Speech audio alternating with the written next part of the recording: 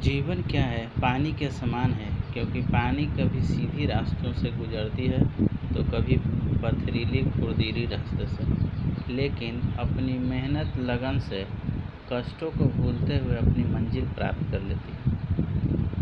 इसी प्रकार इंसान यदि जीवन में कष्टों को भूलते हुए मेहनत से बार बार प्रैक्टिस करते हुए आगे बढ़े तो जीवन में सफलता प्राप्त कर सकते हैं, क्योंकि कोई भी समस्या कठिन नहीं होती है, केवल अपनी मेहनत और लगन चाहिए। उसी प्रकार हम लोग का कोई भी विषय कठिन नहीं होता है, केवल मेहनत और अपनी लगन से उसको बार बार प्रैक्टिस करके हम सफलता प्राप्त कर सकते हैं। तो बच्चों, हम लोग का केमिस्ट्री का पहला एक्सरसाइज है रासायनिक अभिक्रियाएं और समीकरण। रासायनिक अभिक्रिया और समीकरण से पता चलता है कि इसमें कुछ अणुसूत्रों का उपयोग होगा। तो आइए पहले हम कुछ महत्वपूर्ण अणुसूत्र का अध्ययन करेंगे और याद करेंगे, क्योंकि जब तक इन अणुसूत्रों को याद नहीं करेंगे तो आपको रासायनिक समीकरण समझने में परेशानी होगी। इसलिए इसे याद कर लें और अपने परेशानियों को दूर करें। जैसे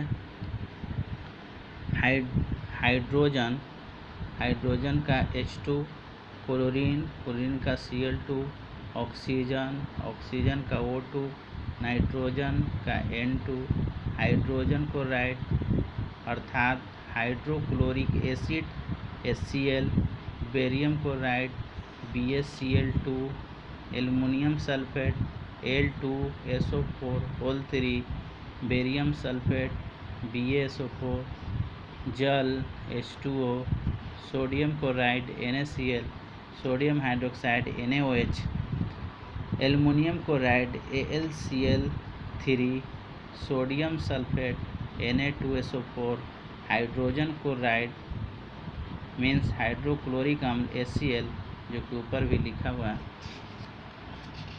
इसके बाद हम लोग का है calcium oxide CaO, calcium hydroxide CaOH2, ferrous sulphate FeSO4, lead nitrate PbNO3(2), lead oxide PbO, nitrogen dioxide NO2, silver chloride AgCl, copper sulphate CuSO4, ammonia NH3, hydrogen sulphide H2S, sulphur dioxide SO2, copper oxide CuO, potassium hydroxide KOH, carbon dioxide CO2, calcium carbonate CaCO3, silver nitrate AgNO3, zinc nitrate Z10NO3(2), copper chloride CuCl2, potassium sulphate K2SO4, potassium chloride KCl, potassium bromide KBr, barium iodide BaI2, potassium iodide Ki, barium bromide BaBr2, zinc carbonate ZnCO3, zinc oxide ZnO,